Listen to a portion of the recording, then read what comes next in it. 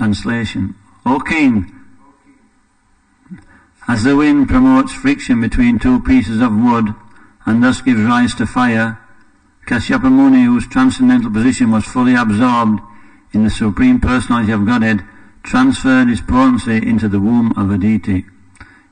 Purport by His Divine Grace A.C. Bhaktivedanta Swami Srila Prabhupada Ki Jai. A forest fire begins when two pieces of wood rub against one another, being agitated by the wind. Actually, however, fire belongs neither to the wood nor to the wind. It is always different from both. Similarly, here it is to be understood that the union of Kashyapa Muni and Aditi was not like the sexual intercourse of ordinary human beings. The Supreme Personality of Godhead has nothing to do with the human secretion of sexual intercourse. He is always completely aloof from such material combinations. The Lord says in Bhagavad Gita 9:29, Samoham sarvabhuteshu, I am equal toward all living entities. Nonetheless, to protect the devotees and kill the demons who are a disturbance, who are disturbing elements, the Lord entered the womb of Aditi. Therefore, this is a transcendental pastime of the Lord. This should not be misunderstood. One should not think that the Lord became the son of Aditi the way an ordinary child is born, because of sexual intercourse between man and woman. Here it may also be appropriate to explain, in these days of controversy, the origin of life. The life force of the living entity, the soul, is different from the ovum and semen of the human being. Although the conditioned soul has nothing to do with the reproductive cells of man and woman, he is placed into the proper situation because of his work, Kamana Daivanetrina. Life is not, however, a product of two secretions, but is independent of all material elements. As fully described in Bhagavad Gita, the living entity is not subject to any material reaction. He can neither be burnt by fire, cut by sharp weapons, moistened by water, nor dried by the air. He is completely different from the physical elements, but by a superior arrangement, he is put into these material elements. He is always aloof from material contact, asango hya ayam purusha. But because he is placed in material conditions, he suffers the reactions of the material modes of nature. Purusha prakriti stohi bhunkte prakriti jan gunan karanas gunasangasya sadasat yoni janmasu. The living entity in the material nature thus follows the ways of life, enjoying the three modes of nature. This is due to his association with that material nature. Thus he meets with good and evil amongst various species. Bhagavad Gita 13:22. Although the living entity is aloof from the material elements, he is put into material conditions, and thus he must suffer the reactions of material activities. Om Gyantimirandasya Gyananjana Shalakaya Chakshurunmilitam Jena Tasmai Shri Guruve Namaha Sri Chaitanya Manobishtam Stapitam Yena Bhutale Swayam Rupa Kadamhayam Dadati Svabadantikam Vandeham Shri Guru Shri Yuta Padakamalam Shri Gurun Vaishnavamscha Shri Rupam Sarvajatam Sahadana Raghunatham Vitam Tam Sajivam Sadvaitam Savadutam Parijana Sahitam Krishna Chaitanya Devam Shri Radha Krishna Padam Sahagana Lalita Shri Vishakhanvitamscha He Krishna Karuna Sindhu Dinabando Jagatpate Gopesha Gopika Kanta Akanta Namostute Tapta Kanchana Gaurangi Radhe Vrindavanishvari Vishavanu Sute Devi Pranamami Hari Priye Panchakalpatarubhyascha Kripa Sindhu Bhayevacha Patitanam Pavanebhyo Vaishnavebhyo Namo Namaha Jaya Shri Krishna Chaitanya Prabhu Nityananda Priya Advaita Gadadha Srivasadi Gaura Bhakta Vrinda. Hare Krishna, Krishna Krishna, Hare Hare, Hare Rama, Rama Rama, Hare Hare.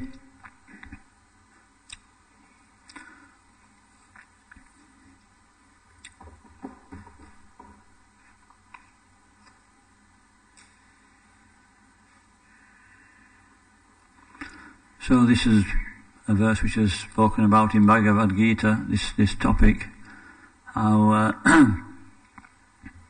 many births both you and I have undergone. I can remember all of them, but you cannot, or subduer of the enemy. Because Arjuna asked the question, Krishna asked, how is it that you spoke to the sun god? He's older than you.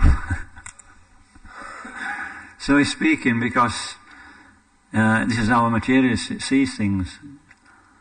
So as we said the other day, that unless we see things from a different viewpoint, we'll never understand spiritual life.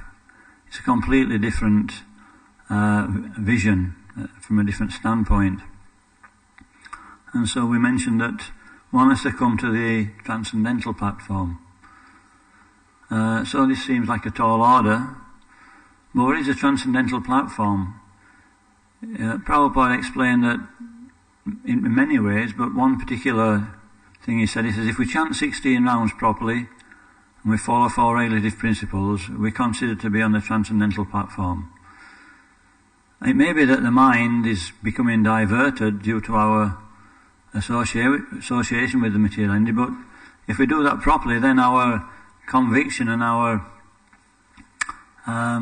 focus is to try and practice spiritual life, to try and achieve the goal of Krishna consciousness. This is always there in the consciousness to some degree. We're aware of what the real situation is. So that's the transcendental platform in our one understanding. Of course, there is a transcendental platform like Ramananda Roy, which is the other extreme. He wasn't struggling with the senses at all because he was fixed on the transcendental platform. He was able to even associate with actors. He was massaging young girls before they went on the stage.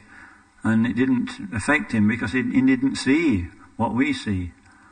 His vision was completely different. So this stage is achieved by progressive Krishna consciousness. And Prabhupada explains that by the slow process of devotional service, it's not that we can jump like a sahaja up to that platform of being in transcendental consciousness. Their philosophy is that we just act on that platform. But that's not we can't act on that platform. Bhagavad Gita, Srimad Bhagavatam says, first, we have to purify the heart. And when the heart's purified, then it's possible to act on the transcendental platform. So the slow process of devotional service means, it's a painstaking process. Would everybody agree? It leaves no stone unturned. We may be able to put a little bit to one side, nobody will take any notice. I can keep that little bit for later. But no, it's all unturned. Get rid of that as well. If we have a friend in an important place, we can go around authorities, can't we? And get to the position by His grace. And so, but in devotional service, it's not really possible. We have to go through the purification. Actually, it is possible. Prabhupada gave the example, didn't he, that he was giving class once, and he was talking about we have to be 100% pure to come to this transcendental platform. And all the devotees, to go back to Godhead, he actually said, and all the devotees were glum. And he could see that, so Prabhupada said, anyway, 75%'s enough. And they were still not enlivened, so he said 50%. And a lot of us thinking, this is too much as well. And so he got up and went out, started to go out the door, and he looked back, threw his chudder over his shoulder. He says, well, I have the back door key. So in other words, it's by the spiritual master's grace that we actually make the advancement. It is our effort, but as we've just had the Damodar prayers, it's not just our effort. There's 2 fingers too short. We're 2 fingers too short of going back to Godhead. That's pretty close, isn't it? 2 fingers. It's not far away. But one is that our endeavour, we have to endeavour nicely. And the other one is when Krishna sees that sincere endeavour, then he can fill in all the blanks. So yes, Apichet Sudiracharo, Bhajate Mamananyavai, Sadhu, what is it? No, that's not the one. Ajopisam Avyayatma, Bhutanam Ishvaropisam, Prakritim Stanadistaya, Sambhavami Atmayaya. Krishna's saying what the situation is. He says, although I appear in this world, I'm not part of it, I'm transcendental. And even though I'm appearing every so often, I'm appearing in my original spiritual form. And so, as devotees also, we have to come to the platform of learning from Krishna's position. It says, Janma Karma Chime Divyam. Evam yo veti tattva chakvadeyam panar janma neti mam eti so Arjuna. He says that if we come to that platform, he says then we don't have to take birth again. If we actually factually realize that we're not the body. And so many people can theoretically understand they're not the body. There's examples in our Shastras, like Hiranyakashipu. Now he was very fixed he was very learned in the Vedas. And when Hiranyaksha was killed, Hiranyakashipu wasn't pleased about it. And neither was Hiranyaksha's wife and daughter, or wife and mother actually. And so Hiranyakashipu, he started to preach the most elevated philosophy about how we shouldn't lament. And that, this is and he went through all the philosophy, and at the end of it he said, but wait, I'll get him, I'll get Vishnu. So it didn't really affect him. He was just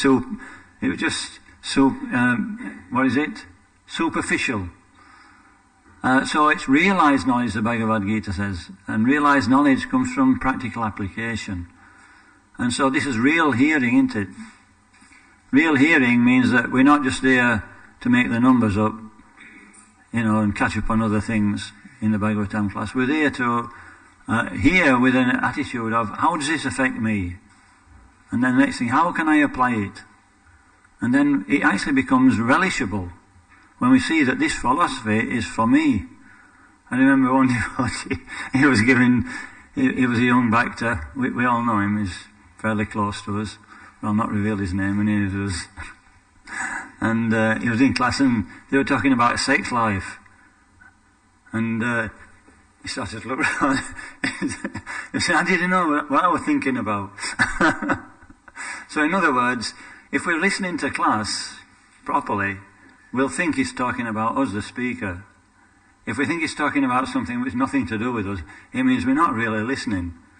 Because even the most neophyte devotee can start speaking if he's following the process, and the philosophy is still there for us.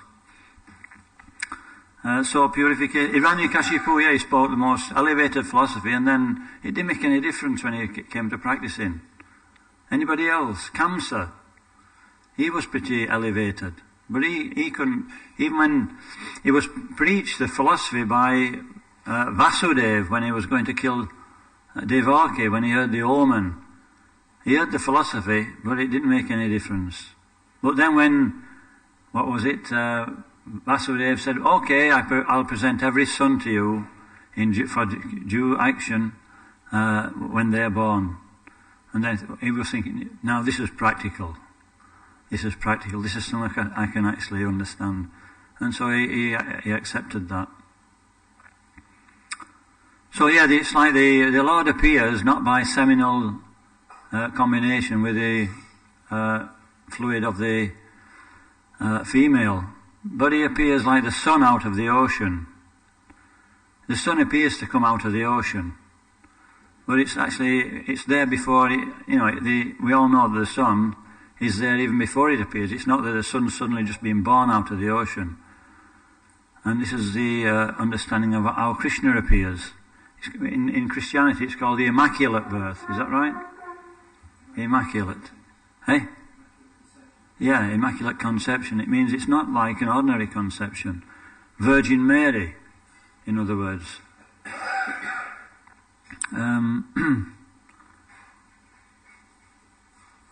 But this is very interesting, because in order for the Lord to appear,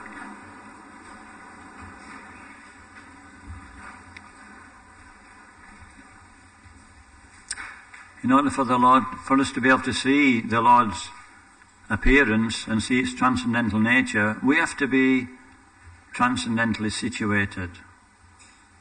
We have to have realized knowledge. And so this is a nice pastime in the Krishna book.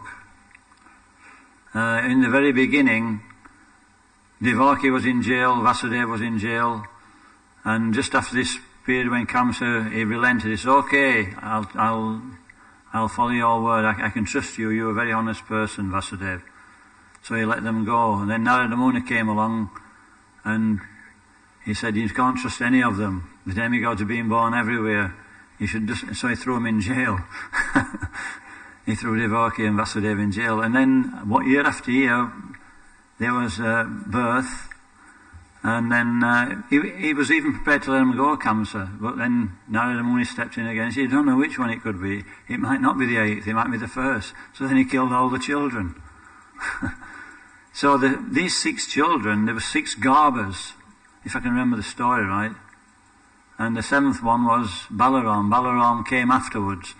But before Balaram could come and, clear everything up, make everything nice for Krishna's appearance, the womb was inhabited by these 6 Garbhas. And he says that these 6 Garbhas, these 6 living entities, are born from Marichi. And Marichi is the deity of the mind, born from Lord Brahma's mind. He says, so similarly, the 6 bad qualities that a materialistic person has, what are they?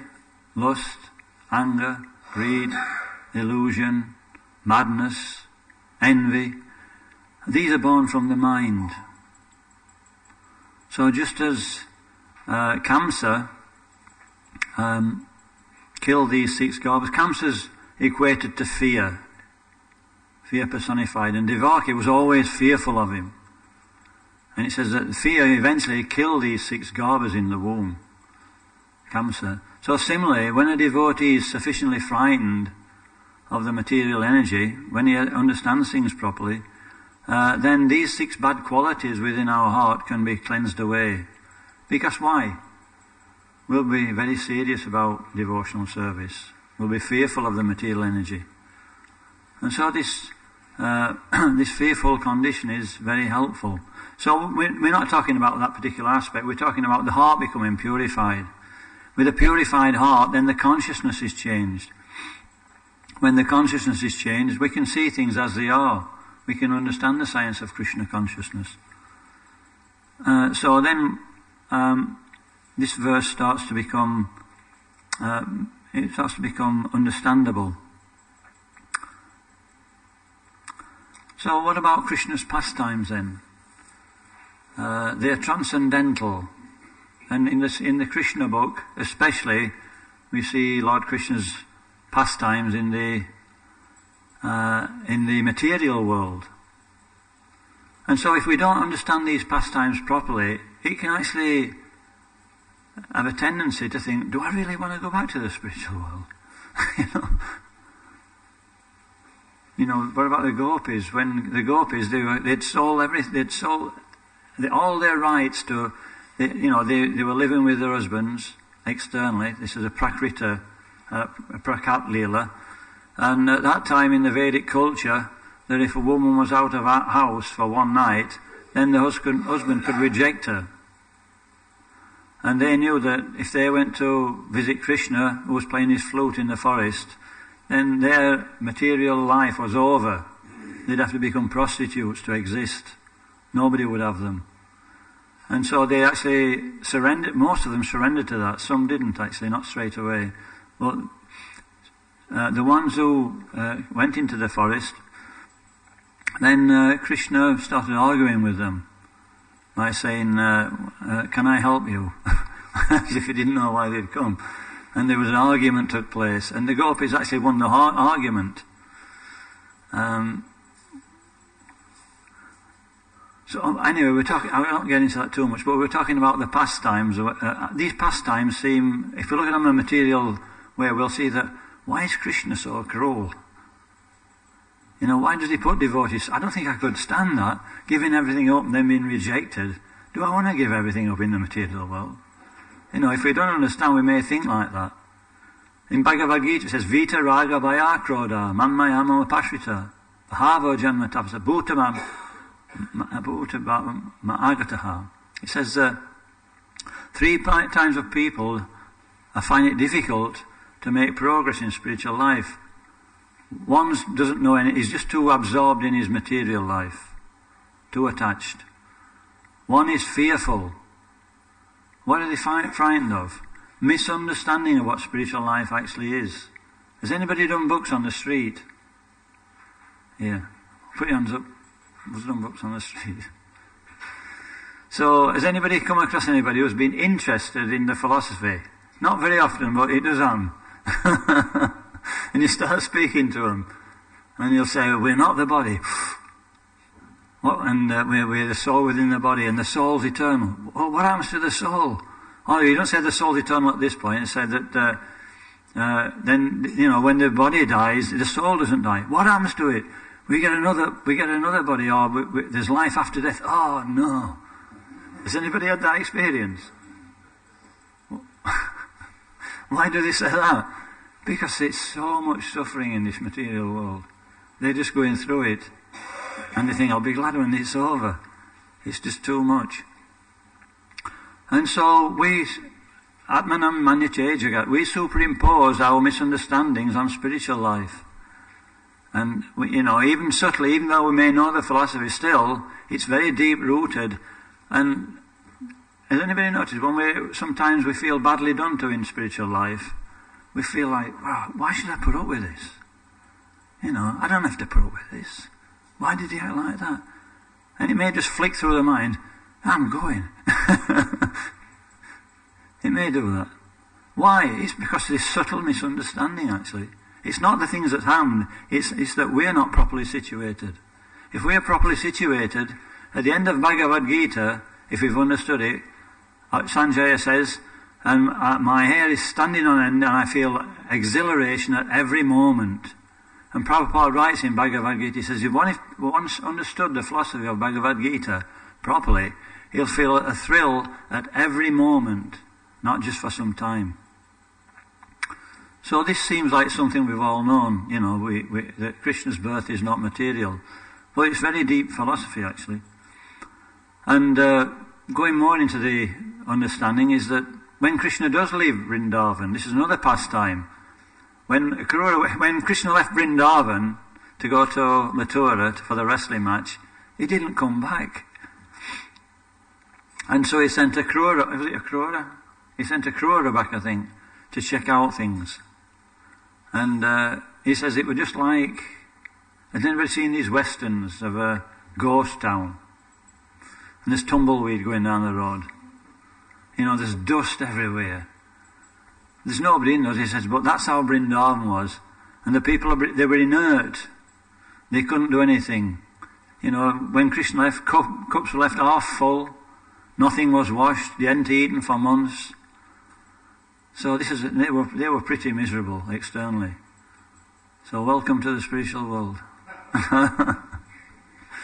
So how do we understand that? We have to understand this transcendental nature, don't we?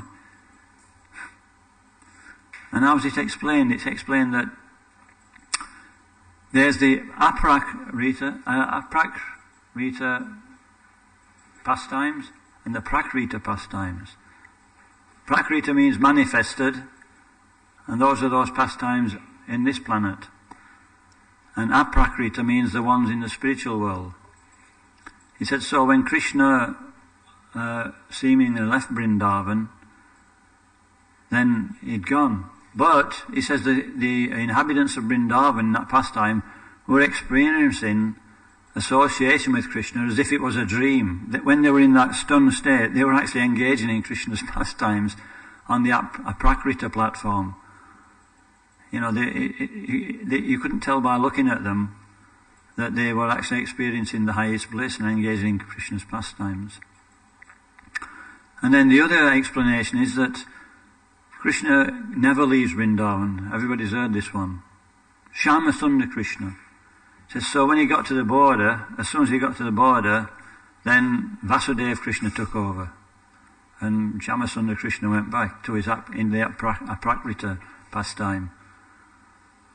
And so in this way we can understand that even in Dwarka and even in Mathura, the same thing is happening, that Krishna is revealing himself and covering himself according to the particular pastime of the devotee. So the devotee is never without Krishna's association. And this is true, this is our philosophy. They were experiencing more bliss in thinking that Krishna wasn't, they could understand his pastimes by dreams, but he's not actually there. He says, and that bliss was even more powerful or more substantial than the bliss of meeting, separation. So this is very enlivening for a devotee, that if we apply ourselves to, apply our mind to Krishna consciousness, we can have Krishna's association at every moment. And this is what Bhagavad Gita is encouraging us to do. There's so much said in Bhagavad Gita about karma, about jnana, about bhakti. But the real essence of Bhagavad Gita is explained in the 18th chapter of the mood of a devotee, how he should practice. And that is, Chetasak sarvakarmani mai sanyashi matpara buddhiyogam zapashricha chetasa satstambhava. He said, in all activities, depend on me. So that means we're remembering Krishna. Work always under my protection. Krishna's in charge of the situation, no matter how dangerous. And in such activities, be fully conscious of me. So this is Krishna consciousness. It's not that we, at the end of the morning program, we just get stuck into our activities and forget Krishna. But the whole morning program, the whole sadhana, is to implant Krishna in the heart, in the mind, so that we can be conscious of Krishna in everything we do. And then, Narayana prasave na kutasya bibite svarga apavarga narakeshu apitulyasa darshanam. So here it's saying that a devotee has no desires. Is that right? Anybody got any desires?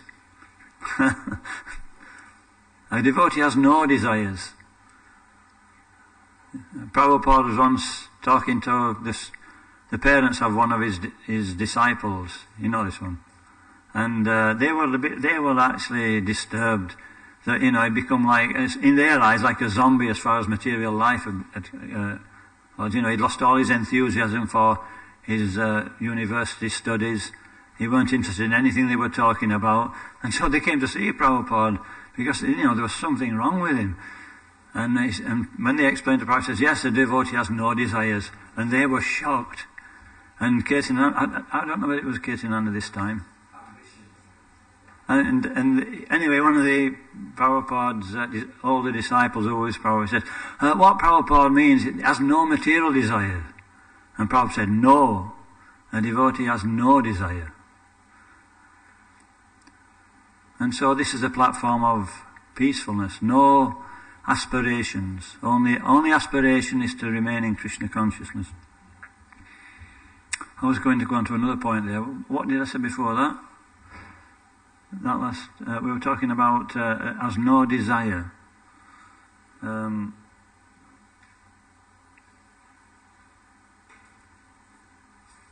Anyway.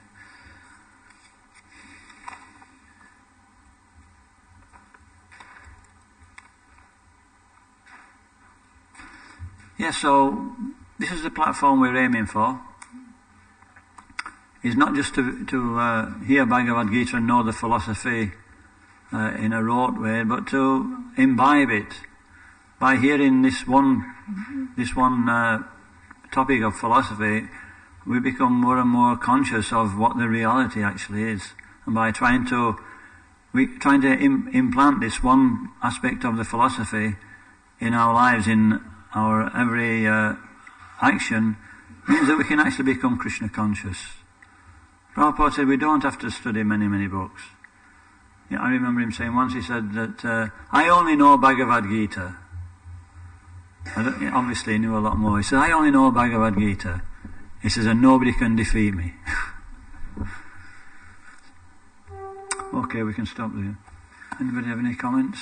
Any questions?